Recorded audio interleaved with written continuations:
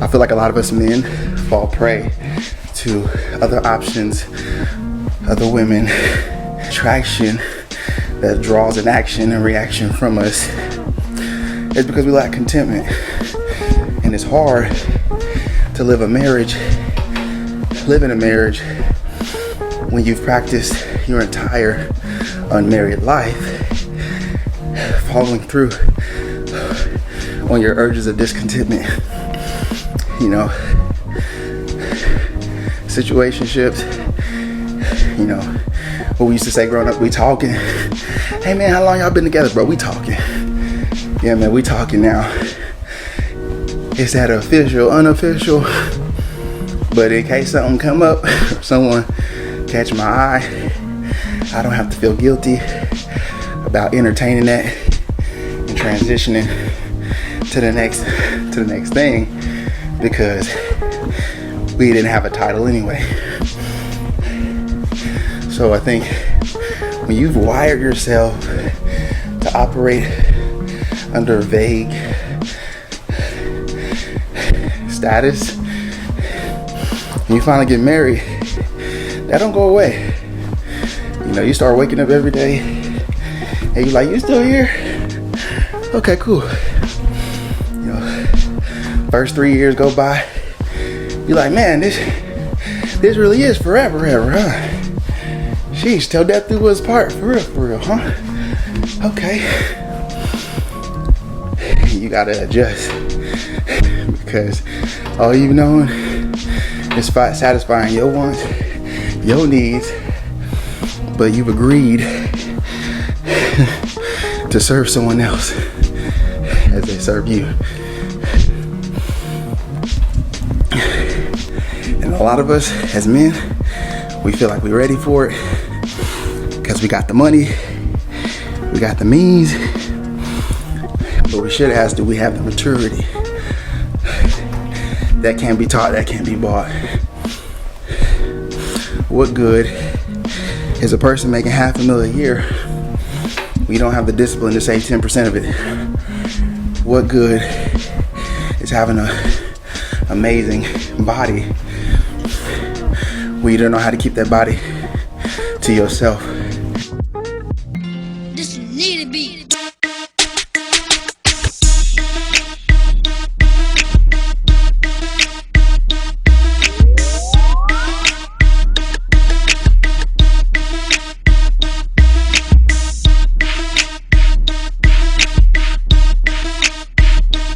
What's going on?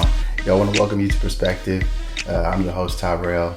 Now, Perspective is a place where you and I journey through life-changing principles to transform our lives and change the world around us. That's the mission and vision of this space. And after today, I hope you feel a step closer to doing just that. And recently, it has been a journey adjusting to having both of our little ones home. If you watched previous episodes, if you haven't, I definitely encourage you to give some backstory on our little miracle that got home back in June. And, you know, having a little one that's 2 and a little one that's under 2, 4 months to be exact, it's been a lot. It's been a lot of adjusting, a lot of challenges, and finding time when to exercise has been one of the main challenges. Me and my wife have both talked about, you know, an ideal morning would be, you know, getting up 4:35 a.m., you know, reading word, praying, getting a good breakfast in, working out, you know, showers, and by the time 6:30 come, we're ready to tackle the house, ready to tackle the kids. That, you know, that doesn't happen very often, right? As transparently as I could put it. Will it happen? Absolutely. But just the reality is we're just really adjusting to what life looks like right now. You know, my wife being home with them, you know, for most of the day, every day, on days, especially when I'm not working from home, come with a lot of challenges. My son being, you know, 2 years old, just turned 2 in July. He is a ball of energy and very, very exciting, very creative. That boy don't stop talking. I don't know where he get that from. But it's been a lot. And she's really taking on a lot of those challenges gracefully. But it's been very important for us to have a game plan, have some sense of direction of how we want to navigate. And so making these adjustments once our baby girl got home were very pivotal on how we would operate, how we would navigate, and really just trying to make the best of moments. You know, to be honest, sometimes I'll be like, "Hey, sweetheart, look, I got the kids in the morning. Listen, you sleep in, all right? I'm gonna wake up. I got him. I'm gonna get Anaya ready for her feeds. I'm gonna get Joshua, boom, boom, boom, gonna get him going. Breakfast, the whole nine. You rest. Come in the morning, I'm knocked out. She here, baby girl. She gets up. She handles the thing. I wake up like, I'm so sorry. Oh my gosh, I'm trash. And then so we started this little insider. She calls it presidential goals, and pretty embarrassing, to be honest with you.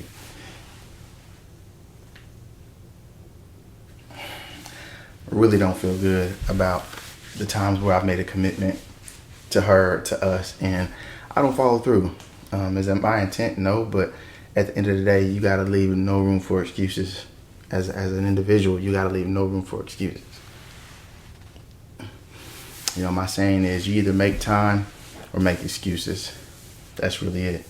Either gonna make time or make excuses. And so I've just committed in this, stage of life we're in, just to do my best to make time and execute. Just like doing stretches, it doesn't feel good when you stretch, but it's necessary. It's necessary for growth. It's necessary for mobility, so you can get up and do the things you need to do at the highest level. So right now, just being stretched, embracing that process. I'm embracing accountability. I'm embracing the encouragement, and I'm thankful to have a teammate in my wife to walk with in this process, because it's been a lot, and I do my best to make sure she has moments to herself, right, to enjoy herself. Even this weekend, I had to set her up in a hotel. I'm like, yo, it's just a holiday weekend, take a couple nights, couple days. I got it here at the house. I'm gonna hold it down at the house with the kids. You go, please recharge, refresh, restore, because it's necessary. About to hop into this workout, man. Let's get it. Yo, so right now, both of my kids, both our little ones, are napping. They're asleep right now, and that is rare that I get them both to nap at the same time. So it being the weekend, since my wife is home with them all week, about 12 hours a day, home full time with our kids. When it's the weekend, I do my best to make sure she has time to take care of her, right? Go get her a massage, go spend time with her friends, go meet up for lunch, whatever she wants to do. So right now, they're both napping. Now typically, it's either my son's napping and our baby girl's ready to eat or have to feed, or my son just woke up and our daughter's napping. So the fact that they're both asleep at the same time, gotta take full advantage. Now, is it true any moment my daughter could wake up? Yes, she's been asleep for about 40 minutes. Our son, he naps typically about 2 hours on average.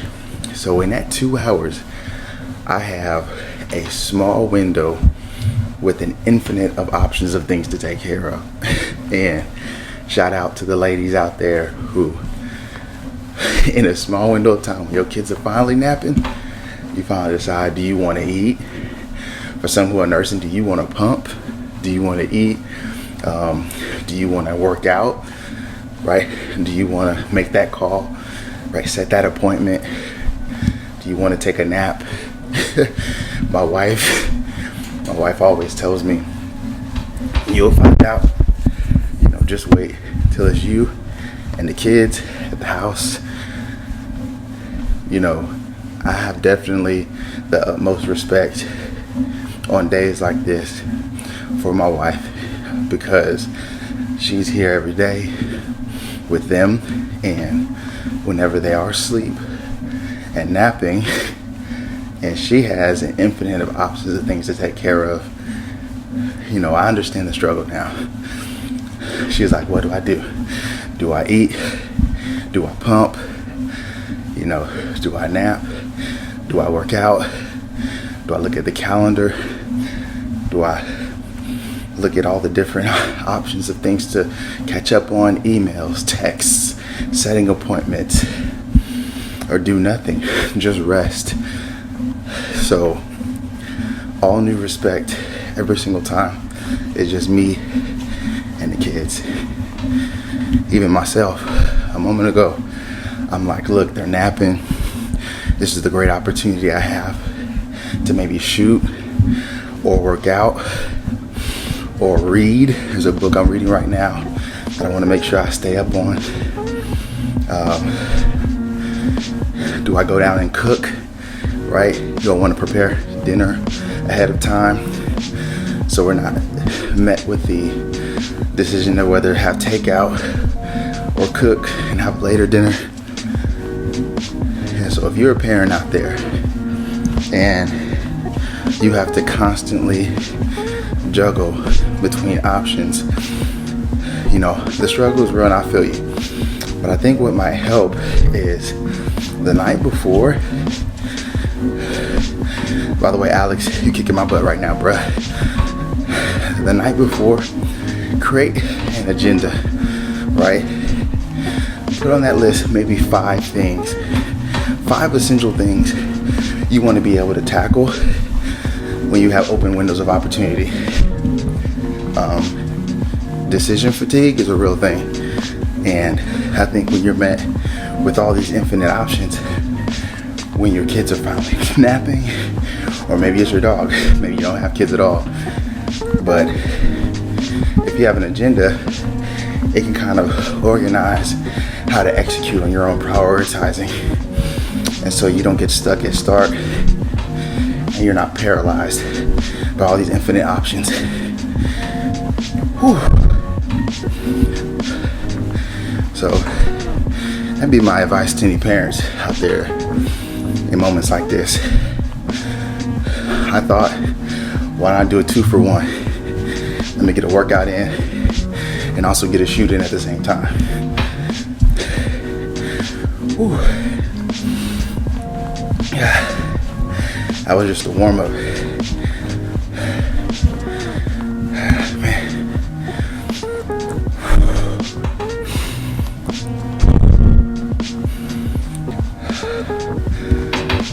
Let's go.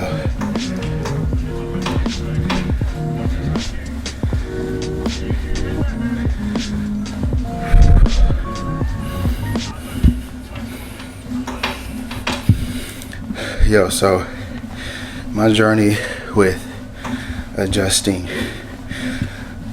to our 2 little ones, 2 years of age and under. Man, my journey with adjusting to having 2 little ones at home, age 2 and under, has been a journey. A true journey for sure.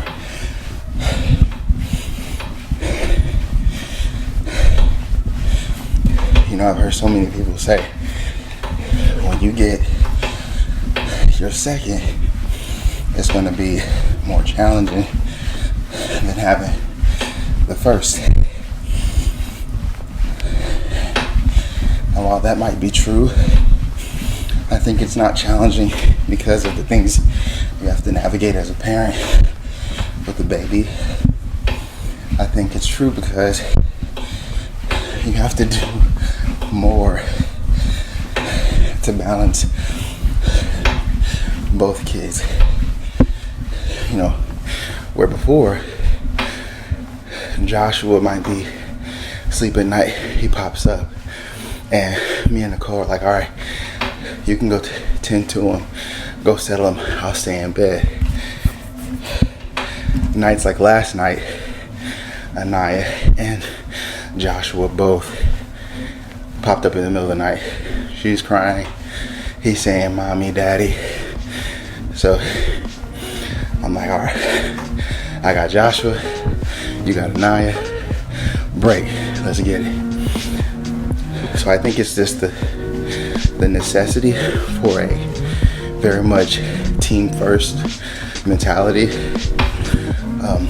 In the setting of a family, I think selfishness is a silent cancer. Definitely. I'm not perfect. My wife is not either. I think we get that. But I'm also not always on my game, right? I think that's life, and those are decisions we make. You know, if I tell my wife, hey sweetheart, tomorrow I get the kids, go take care of you, sleep in, I got you, and she says all right, and the morning comes and I'm still asleep and she starts tending to our baby girl, I drop the ball, right? Can't make no excuses. Wasn't on my game. And that's a conscious decision, regardless of a long work week. I have a set of commitments that I have, agreed to. And so I gotta take ownership of that and follow through. When you have selfishness at play, you're now trying to balance what you want most versus what's going to be most beneficial for the team, right? Your household.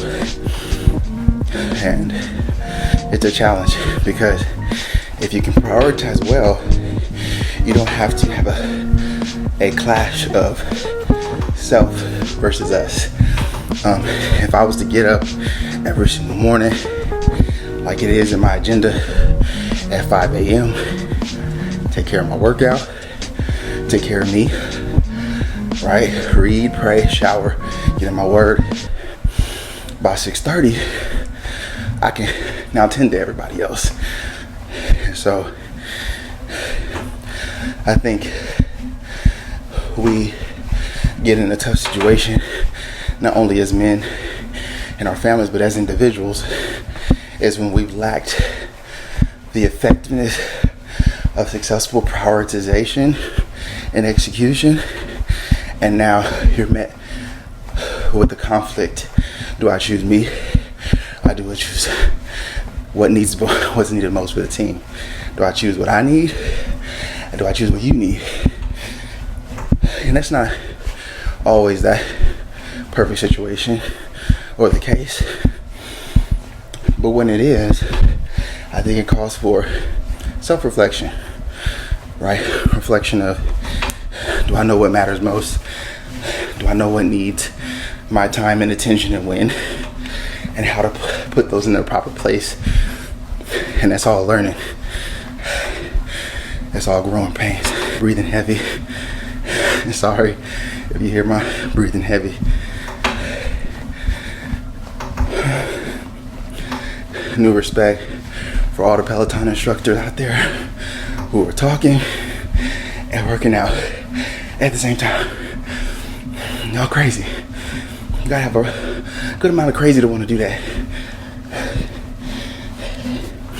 Over trying to catch my breath. Speaking of selfishness, I think part of the reason why so many men and women who get into marriage and have kind of internal conflicts right off the bat is because they married a concept and didn't marry a vision. They married an idea and didn't marry into a blueprint that can be executed. I don't think that's anyone's fault as much as it is all of our responsibility to make sure, regardless of how we stepped into marriage, that once we're in it, we inform ourselves, we educate ourselves, we do the hard work and the hard work of getting to the root of a lot of our soul level issues. Marriage, culturally at least, is sometimes viewed like a medicine or a remedy. Like if you get married, it'll fix your anger issues. Like if you get married as a man, you'll finally stop being tempted to not want to hook up with anybody or to not be distracted by a woman with curves walking past you. Like you'll stop having to deal with battles with past vices like pornography or depression or anxiety. And so I think what one generation has done to the other is put marriage in front of them as a target to attain, but once attained, not given a blueprint of how to grow into a healthy, thriving relationship, and that of marriage. I think part of it is we all grow up as very imperfect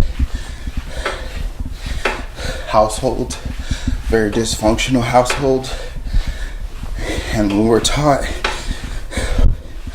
or encouraged, it comes from an angle of the ideal, and it's hard to really connect with a lot of the ideal, right? Because none of us came up in the ideal structure of a family, whether you're a one-parent household or you have step parents, or you're adopted, or you have both parents in the home. And even if you have both parents in the home, maybe one was more present than the other just due to family dynamics. So it could be a lot to take on something new with no instruction, no blueprint, and figuring it out as you go. And oftentimes we are left to learning by experience, while although experience might be a great teacher, I don't think experience is the greatest advisor. I say that because an advisor can help you anticipate what is to come and how to take the proper course of action.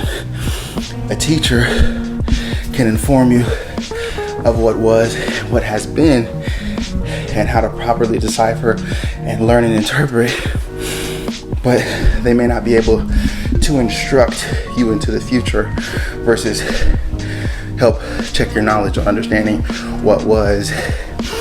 And so I think, again, experience is a great teacher, but not a good advisor. And depending on your faith background or the lack of thereof, a lot of folks like to read books to help them gain wisdom. I personally understand and believe that the Bible says that a house is established on wisdom. And also Proverbs says that wisdom is freely attainable, and the Lord freely gives it if you ask. It also says wisdom cries loud in the streets. And when I think about that, I think a lot of people want to do well. We want to do better. We want to progress. But we lack the application of the wisdom that we receive. So I think what separates most individuals is their ability to execute on what it is they're trying to do, trying to achieve, trying to accomplish, trying to produce. And in the context of marriage, it comes down to being selfless, understanding what marriage is. It is a holy sanctity, it's a holy union, covenanted first to to God and then to your spouse. Take and do with that what you will. I know everyone doesn't have the same beliefs, but marriage was created by God for man. The closest replication of the relationship, the paradoxical relationship between the church and Jesus Christ, the bride and the groom. And we're to be an example to all those who are unmarried, married, or divorced, that when you live a sacrificial life in agape love, again, agape love is the highest form of love. It's a godlike love with no conditions. It's unconditional.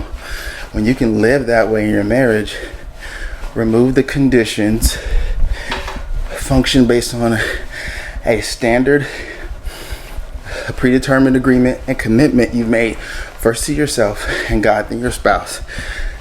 It allows you to not be conditional. Does not mean that conditions won't arise and you won't feel like doing something you already agreed to. No. But it anchors you.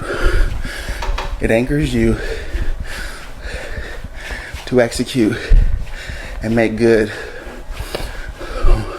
on who you said you would be and what you said you was gonna do.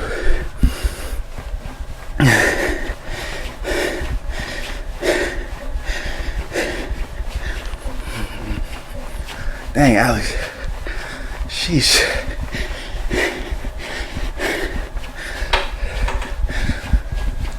So if you're watching this and you are unmarried, maybe you're married, maybe you're divorced,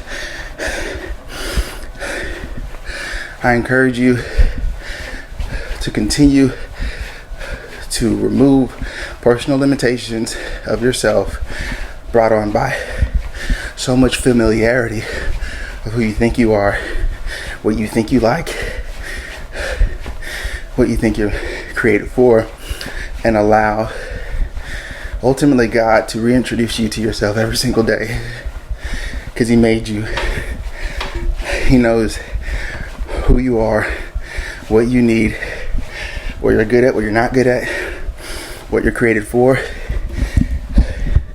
and ultimately who is out there waiting for you to wake up and realize that there's more for you. There's more lives for you to impact. This is not it for you. If you've gotten comfortable with where you are, I would challenge you to dig deeper.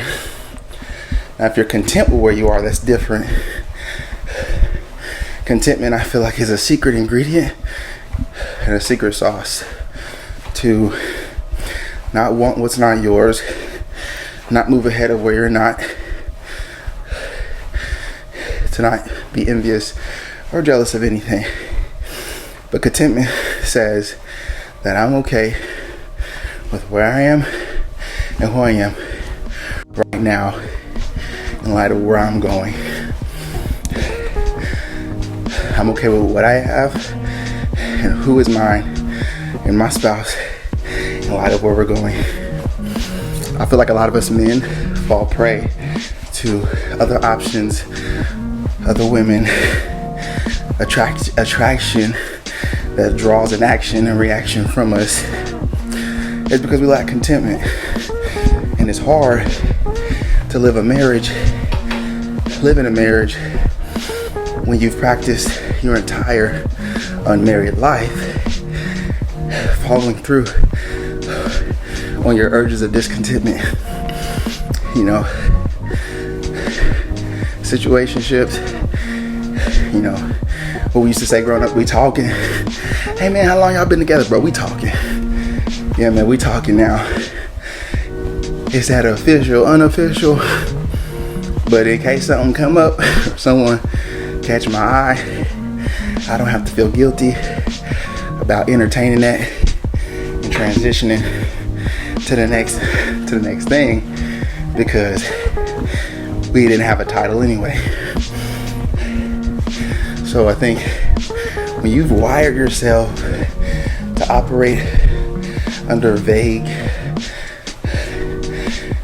status, and you finally get married, that don't go away. You know, you start waking up every day and you're like, you still here? Okay, cool. You know, first 3 years go by, you're like, man, this really is forever, huh? Sheesh, till death do us part, for real, huh? Okay. You gotta adjust, because all you've known is satisfying your wants, your needs, but you've agreed to serve someone else as they serve you. And a lot of us as men, we feel like we're ready for it because we got the money, we got the means, but we should ask, do we have the maturity? That can't be taught, that can't be bought. What good is a person making $500,000 a year? We don't have the discipline to save 10% of it. What good is having an amazing body when you don't know how to keep that body to yourself? Especially when you're in a relationship, a committed relationship. What good is having the finest car in your family when you have family dynamic issues you're still healing from, and you haven't learned how to not project that into relationships you go into? So, as I said on one of the most recent episodes, it's your characteristics and our tangible resource that truly helps us sustain our relationships, marriages, our discipline, our character. Marriage is not just the next checkbox. If you thought it was, sorry to break that to you. As a man, if you have not figured out who you are, firstly in God, in Christ, right? Because Imago Dei, we're all made in the image of God. So if you haven't figured out who you are and what you're made for, how can you then bring a woman into a confused man's life? And I don't mean confused in a sense where you don't know how to make decisions, you don't know how to manage well. Like the quote says, the two most important days in the person's life: the day they were born and the day you found out why. And preferably, if we as men could learn why we're here, what mindset should I have, what skill set should I deploy in order to create the world I want to have and influence the world that I'm called into, whether that's industries, people, home life, whatever it is. If you can figure that out, it will suit you well going into marriage. One of the most sobering things my wife has ever said to me when we were dating, she said, please don't focus too much on me. What she meant by that was, if you focus too much on me, you won't be able to focus on becoming the man I'm going to need you to be in the future. And when we get up there into the future and I reach for the man I need, and you haven't become that man that you're designed to be, we'll suffer. And he looked at me and literally said, I need you to focus on you so you become the man that God's made you to be. So when I reach for that man, you're right there. I didn't take that as a jab. I didn't take that as a dig took that as encouragement to truly dig deep and invest in my tangible resources, my wisdom, my execution, my discipline.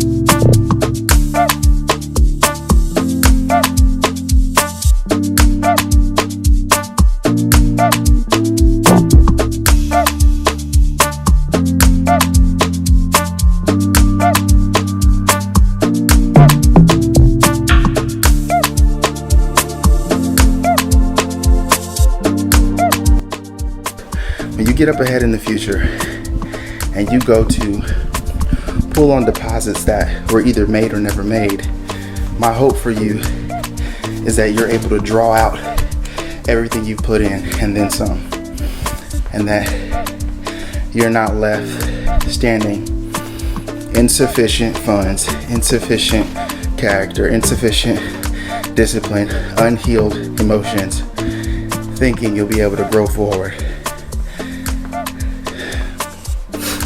Marriage is a process. It's not a finish line, but it does start with you. It starts with you.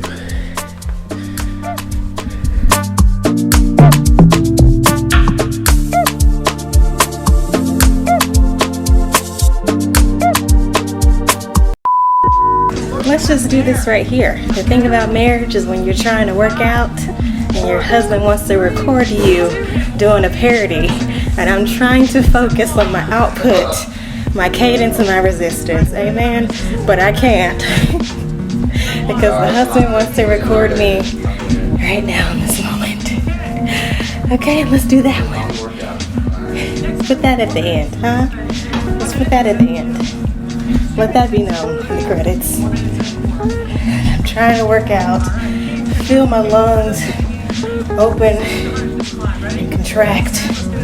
But instead, my husband's opening his mouth and asking me questions. All I got is 4 minutes left. Just trying to have 4 minutes of mommy time.